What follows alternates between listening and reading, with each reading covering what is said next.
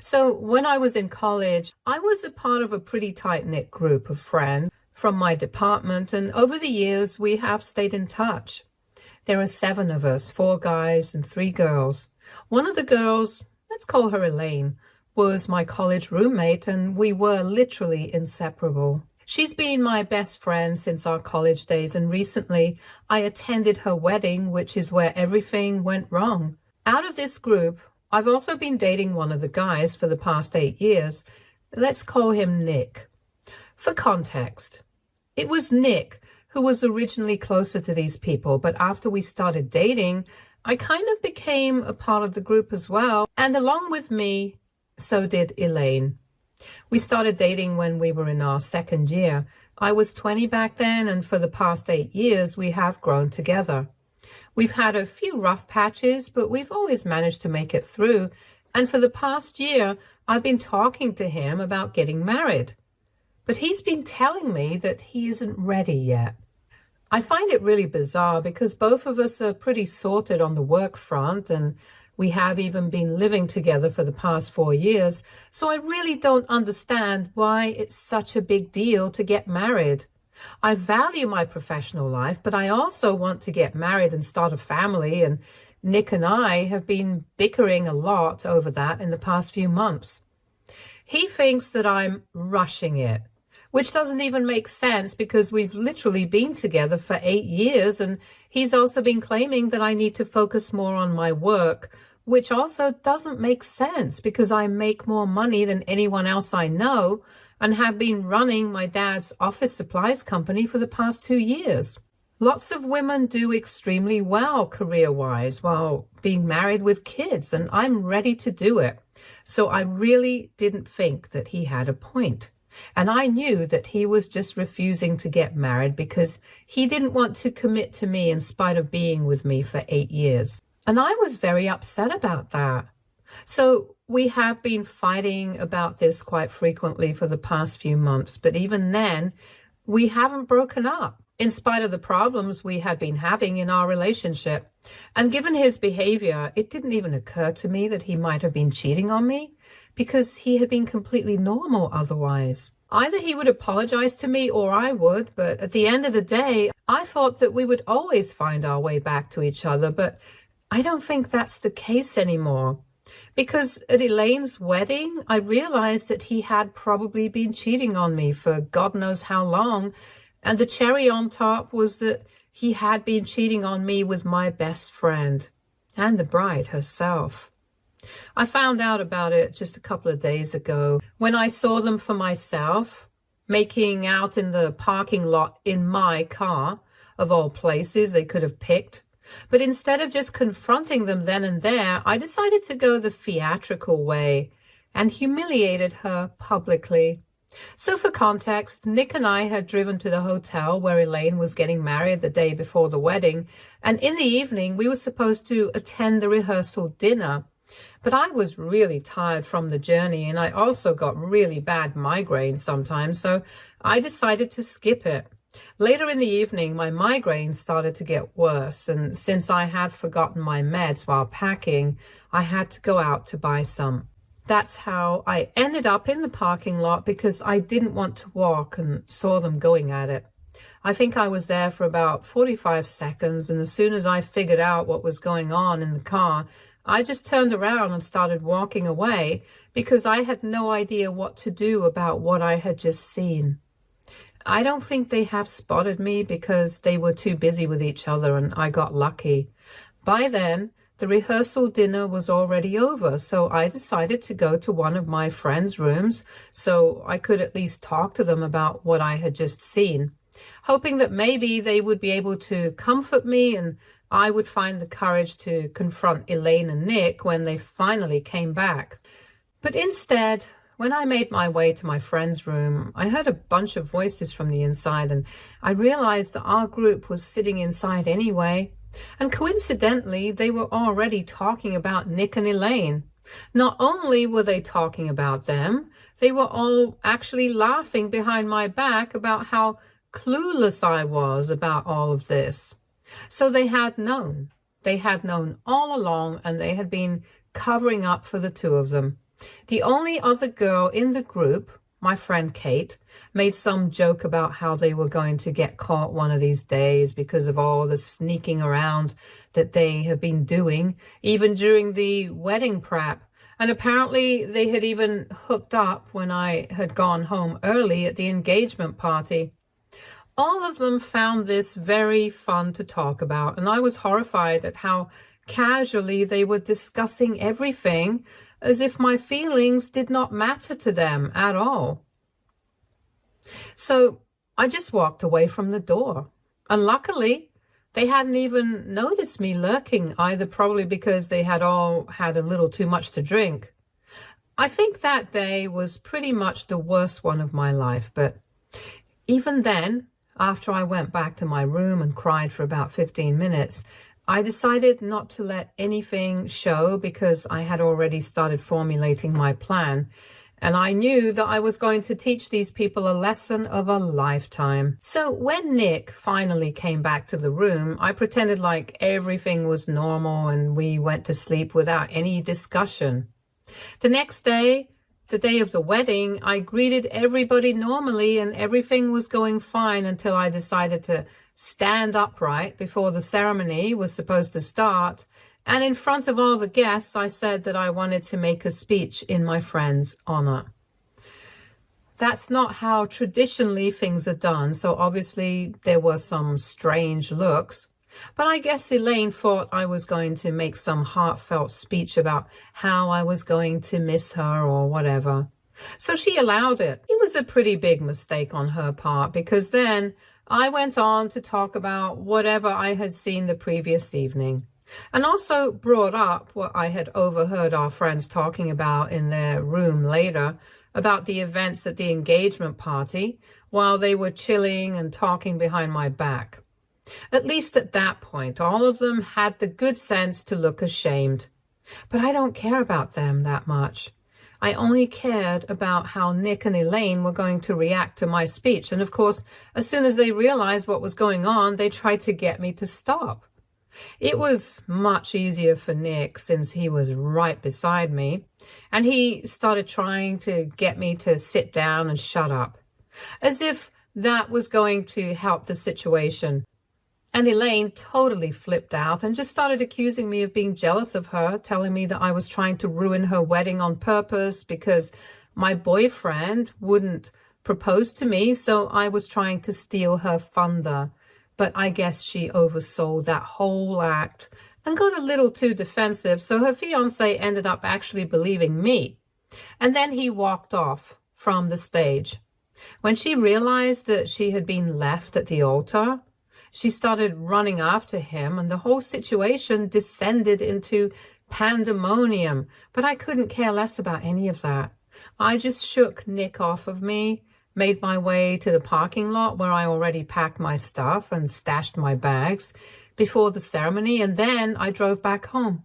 3 days have passed since then, and for the first 2 days, I didn't hear from anyone. But yesterday, Nick told me that he and Elaine had been wrong, but what I had done was just downright psychotic. Because apparently I didn't just ruin the wedding, but I also destroyed her life. Now, her parents don't want anything to do with her, and her fiancé has already dumped her. So she's just broken homeless because apparently she had been counting on this wedding to help her out financially, if you catch my drift. For a less subtle explanation, let me just say that she's a total gold digger. And this wedding had been a total sham right from the beginning. She and her fiancé didn't meet through their parents earlier this year like they had been telling everyone, but actually met each other on a dating app.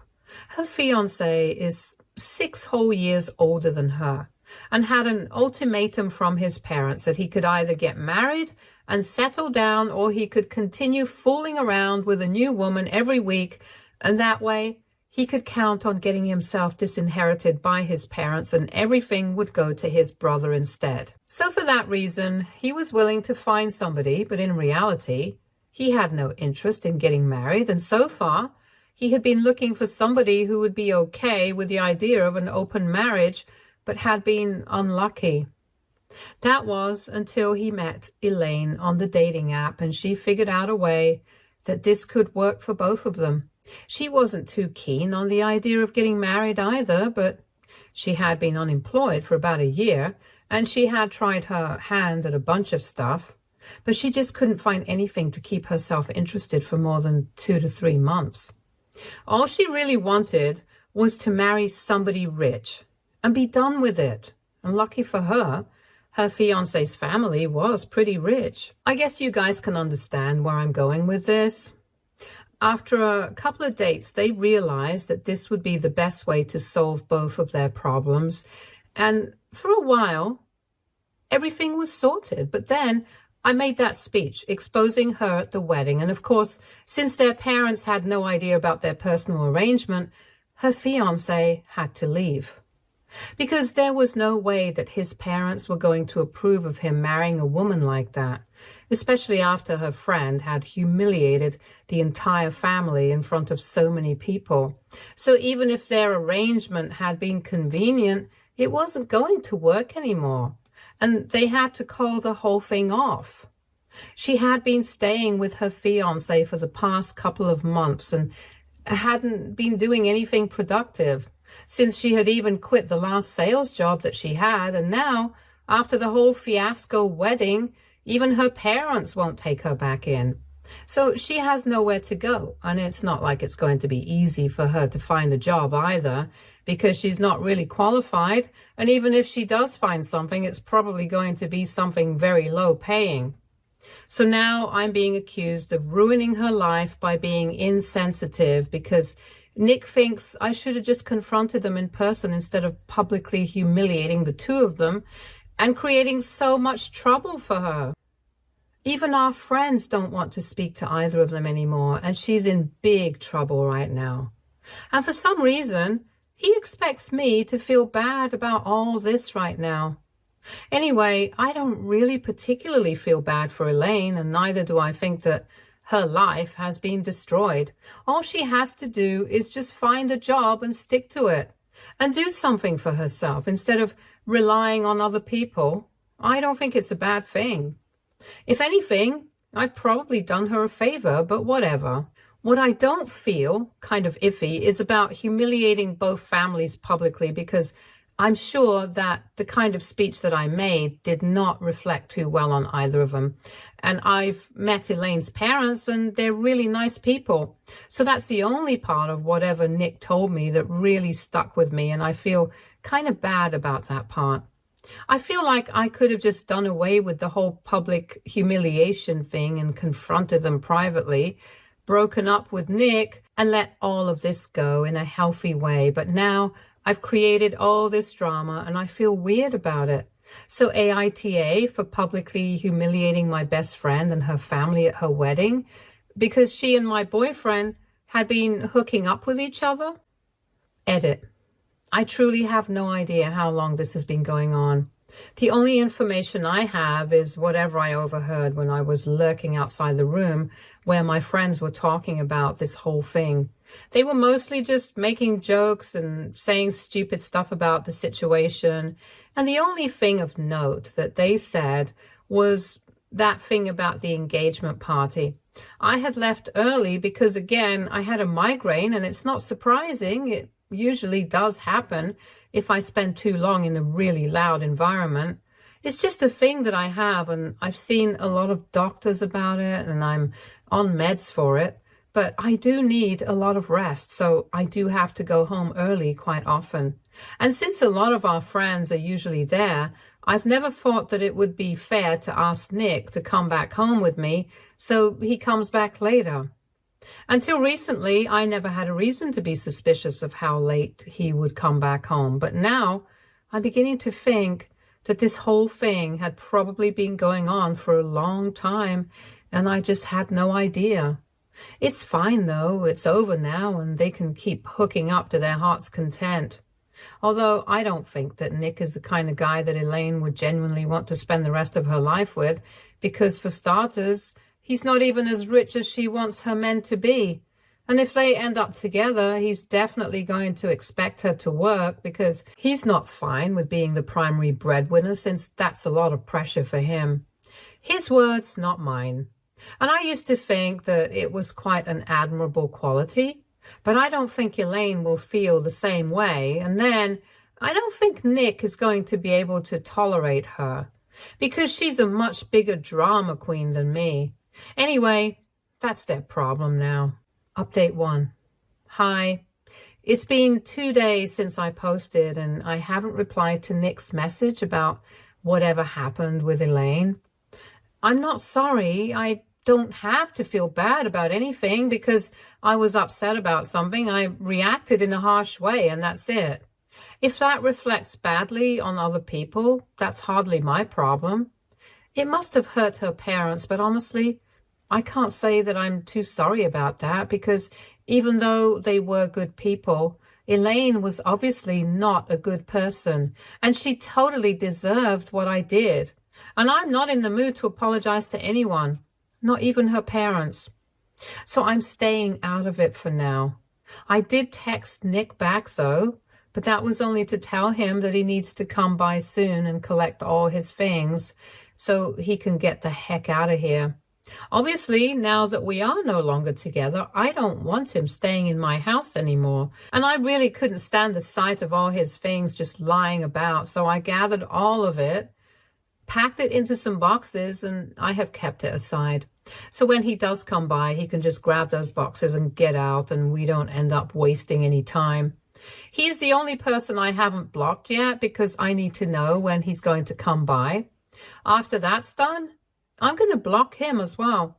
But the rest of my friends have already been blocked, and of course, Elaine was the first one that I blocked. Now that some time has passed since the incident, all the emotions have started to hit me, and I've been feeling really upset about everything. I wasn't just betrayed by one person. I was betrayed by my boyfriend, my best friend, and all these people who I thought were my family, since that's just how close our group was. Naturally, I've been very emotional about that, but thankfully, my biological family has been by my side and they have been very supportive. They've been dropping by for the past couple of days to take care of me, and more importantly, make sure that I'm taking care of myself. I'm really grateful for that because at least I have some people who are looking out for me. Update 2. Hi, so today, almost 9 days after the incident, Nick texted me in the morning and told me that he would be coming by in the evening to collect his things. I was fine with that, and since he hadn't made any attempts to contact me in the past 9 days, I had assumed that when he showed up, he would probably just take his things and leave. But instead, when he came by and I started handing over the boxes to him, he told me that he wanted to look through the house in case I had missed anything. I was a bit skeptical about that because for that, I would have to let him in, and it sounded like it was going to be a tedious process. But then again, I couldn't refuse because I might have missed something and I wanted to finish this task in one go itself. So I allowed him to come in. He looked through the house, took a few more things that I had missed, and I thought that was going to be it, that he would just take those things, put them in boxes and leave. But instead, he started loitering in the living room holding those things, and it was getting really awkward, so I had to ask him if he was going to leave or not. And then he told me that he really wanted to talk to me, and he had hoped that this time around I would be more open to addressing the problem, since quite some time had passed. It was quite infuriating because he was speaking to me as if several years had passed since the incident, when in reality, it hadn't even been 2 weeks. Also, I don't feel like I had to address any problems with him. He cheated on me with my best friend who was about to get married, and that was it. They were the problems, not me. So I told him that I had been very clear with him when I had texted him, and I had told him that he was only welcome here as long as he needed to collect his things. Now that he had done that, there was no need for him to talk to me or stay around anymore. But he started arguing with me, telling me that even though he had cheated, it wasn't like I was completely perfect, and I needed to stop acting as if this was entirely his fault.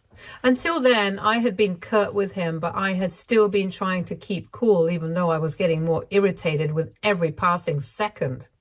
Then finally, when he said that, I totally lost it at him, and I started screaming at him because I couldn't believe that he had the audacity to imply that any of this might have been my fault. I'm ready to acknowledge the fact that I'm not a perfect person, not by any means, but the way he said it, I knew he was implying that I had somehow driven him to cheat on me. And even before he started arguing back, I knew what he was going to say. Like I had mentioned in my original post, we had already been having some problems because I wanted to settle down. I wanted to get married and start a family soon, but he was not ready for that. I knew that he was going to bring that up because I had been thinking about it myself for a couple of days already, although in a different way, one where I was the victim. But in his opinion, he was the real victim, and he was not ready to commit since it was a pretty big deal, and he thought that it was going to be a bad decision for him because he wanted to live his life a little before he got married and started a family. For the past 8 years, he has only ever been with me. We have only ever done things with each other in mind, and apparently he felt like he doesn't even know who he is, which is somehow supposed to be my fault. I couldn't believe that he thought that these were valid points, because if he had really had such a huge problem with committing to me, even after 8 years of being together, then clearly we had very different opinions and we wanted very different things from life. So the only two ways to have dealt with that were to either keep talking about it and try to come to a common ground, or just break up. But he chose to cheat on me, so he could have the best of both options, and so he could do whatever he wanted to while keeping me around as backup. And somehow I was a terrible person for not being okay with something like that.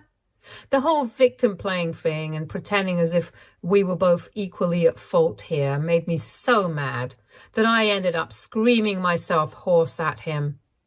But even then, he just kept arguing and trying to defend himself, saying that he was under a lot of stress because of me, and Elaine apparently just got him somehow in a way that I never did. I even kept asking him to leave, but he wouldn't go away. And he kept saying that I needed to understand that I was not a perfect person, and I had been just as toxic as he had. I would have called the cops on him, but unfortunately I was so worked up that it didn't even occur to me. But anyway, after a while, I was so totally done with the conversation that I went to the door, opened it, and just stood beside it silently while he still kept trying to defend himself. It took him several minutes to get the hint, and it was really difficult for me not to say anything while he was coming up with nonsensical arguments to defend himself. But I just stayed silent and stood beside the open door, waiting for him to get out. Finally, he did go, but even then, he told me that I could pretend to be a saint all I wanted to, but deep down, both of us knew that it took two people to ruin this relationship. And I totally agree. It did take two people. It took him and Elaine.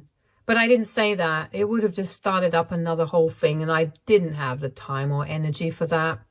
So he walked out. I shut the door and finally started trying to calm down, because talking to him had really riled me up.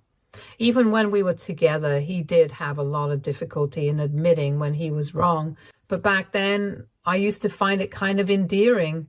But today, it was just the worst thing ever, and I'm really happy that he left when he did, because otherwise, I think I might have thrown something at him. Anyway, that's done now. He's gone, and I'm just really relieved. I've blocked him already, and now I'm going to spend more time focusing on myself, because I think I really need it. I've already started going to the gym more often, since it really helps me stay distracted, and I'm also journaling. It's going to be baby steps before I finally feel like I'm over everything, because after all, regardless of how it ended, it was still an 8-year relationship. So it's definitely going to leave a mark, whether I like it or not. All I can keep trying to do is make sure that this mark doesn't bother me too much, I guess. Update 3. Hi, so it's been 2 years since my last update. I have been thinking about posting here for quite some time, and I finally got around to logging in today, so here's an update on how everything's going. On the work front, everything is amazing, even better than before, and I'm very happy. I've also become kind of a fitness freak, and it feels good. I haven't had any contact with those people from college for the past 2 years, and I really don't care how any of them are doing. My family has been there for me every step of the way, taking care of me and making sure that I'm doing well, and that's all that I need. I have very few friends now, just a couple of folks from school and some co-workers, but at least they are good people who genuinely care about me. And for the past few weeks, I've also been seeing someone. Dating had been completely off the table for me in the past year or so because I was still dealing with the trauma of my last relationship. But then one of my friends introduced me to his cousin at her birthday party, and he's really sweet, really kind, and I don't know why. I just felt really drawn to him right from the first time that we met. My friend set me up on a date with him, and we've been going out for a while. I told him everything about my last relationship and how long it went on, so I want to take it kind of slow with him before we get serious, and he totally understands that.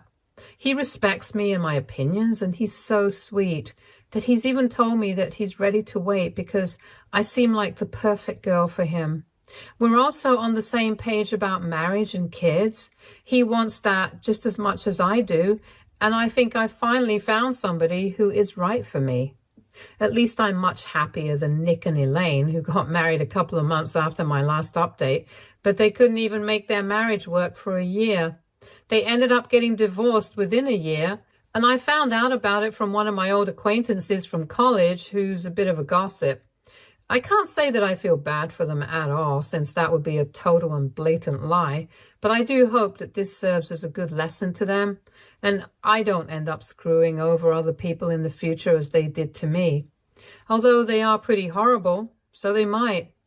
Anyway, that being said, I feel like I'm truly over whatever happened, and yeah, I'm happy. Stay tuned for more stories from our girl relationships.